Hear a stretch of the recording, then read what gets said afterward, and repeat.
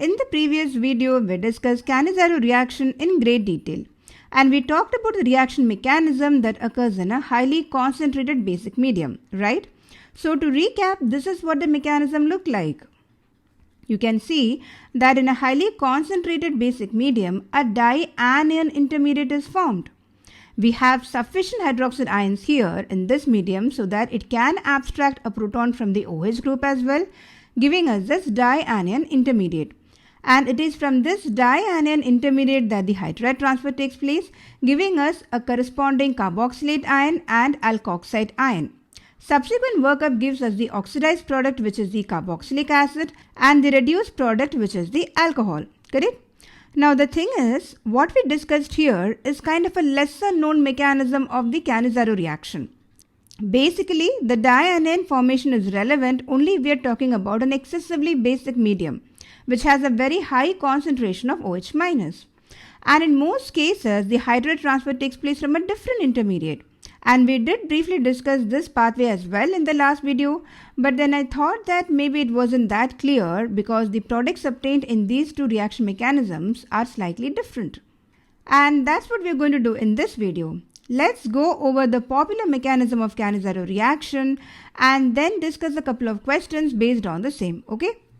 As we all know, Cannizzaro reaction is relevant only for those aldehydes that are non-enolizable. That is, those that do not have an alpha hydrogen like formaldehyde, benzaldehyde and so on. And when we carry out this reaction in the presence of concentrated NaOH or KOH, we get the corresponding carboxylic acid and an alcohol. So the first step in this popular mechanism is again the same. The first step is the nucleophilic attack of the OH minus ion onto the carbonyl carbon. The delocalization of pi electrons take place, giving us this particular intermediate, a hydroxy alkoxide. Now the second step is again the hydride transfer, but that which takes place from this intermediate. We do not have the formation of a dianion intermediate in this mechanism. So the hydride transfer takes place from here, from this carbon onto another aldehyde molecule, giving us the corresponding acid and an alkoxide ion. But because the acid is, yes, a really good acid or a proton donor, and an alkoxide ion is a really great proton acceptor, an acid-base reaction occurs where the carboxylic acid and the alkoxide ion exchange a proton. So basically in the next step, a proton transfer takes place where the alkoxide ion abstracts this proton from our acid, giving us the carboxylate ion, the corresponding carboxylate ion and an alcohol. So you can see that this transfer is greatly favored because you end up getting a resonance stabilized carboxylate ion and a neutral alcohol molecule here. So overall the system becomes more stable by this exchange of a proton. So you can see that via this mechanism, our products obtained before an acidic workup is a carboxylate ion and an alcohol. So remember, when we generally talk about the mechanism of Cannizzaro reaction, this is the most referred one, and the dianion intermediate is relevant only when we have an excessively basic medium. Okay, so unless and otherwise specified, make sure that you go through this mechanism for reference. So based on this, let's quickly solve a question. So the question is, what are the products that are obtained in this specific Cannizzaro reaction? So in this reaction, we have a deuterated aldehyde and we're treating it with 50% KOH solution, correct? So what happens here? In the first step, we obviously have a nucleophilic attack of the OH minus ion, and this gives us this particular intermediate. Now what happens in the second step? Do you think a deuterated ion transfer takes place or a hydride ion transfer takes place? You see, hydride ion is much lighter than the deuterated ion. And this bond, the CH bond, is easier to break, or the bond dissociation energy of this CH bond is lower than the bond dissociation energy of CD bond. Basically, CD bond is stronger than the CH bond. And that means it is easier for the hydride ion to be transferred as compared to a deuterated ion. So the next step is again a hydride ion transfer, which we all know is a slow step. It is a rate determining step of a Cannizzaro reaction. And this gives us a deuterated carboxylic acid and an alkoxide ion. More specifically, deuterated formic acid and the corresponding alkoxide ion. The last step is the proton transfer that takes place between the alkoxide ion and the acid. That means our final product would be DCOO minus and DCH2OH. So this O minus takes up this proton here and gives us these products. So you can see that in this question we started with the deuterated formaldehyde, correct?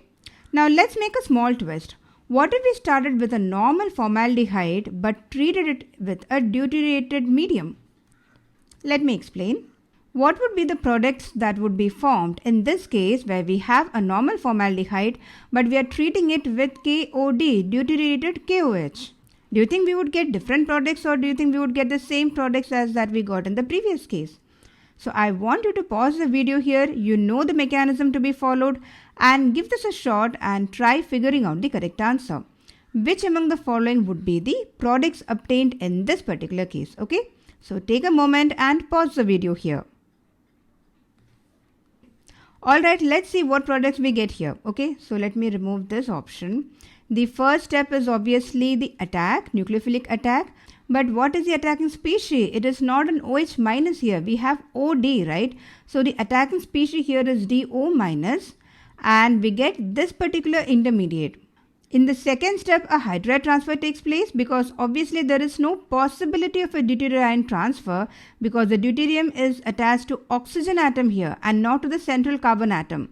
So after the hydride transfer, we get the following products: HCOOD and CH3O minus.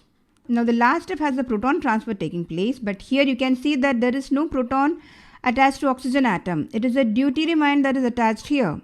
So while usually an alkoxide ion would take up a proton attached to oxygen atom, in this case, since we don't have a proton, it would take up the deuterium ion. So the final products obtained in this case would be HCOO minus and CH3OD. So which among the following options has the correct products formed here?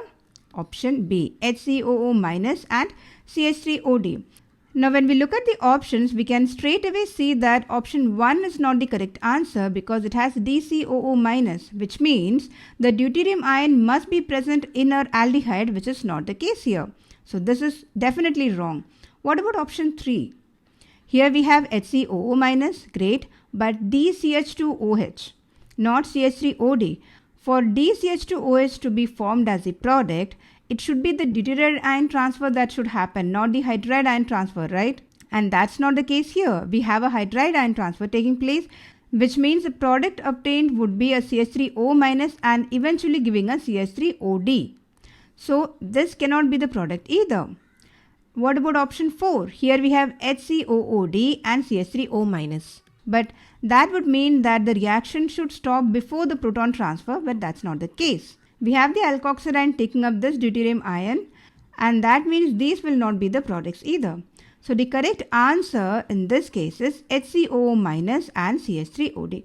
So you can see how the products differ or how we end up getting different products depending on whether we have a deuterated starting reactant or an aldehyde, or if we are treating an aldehyde in a deuterated medium. Alright folks, that's all for now. I hope you had fun learning about the popular mechanism of Cannizzaro reaction and the couple of questions that we solved in this video.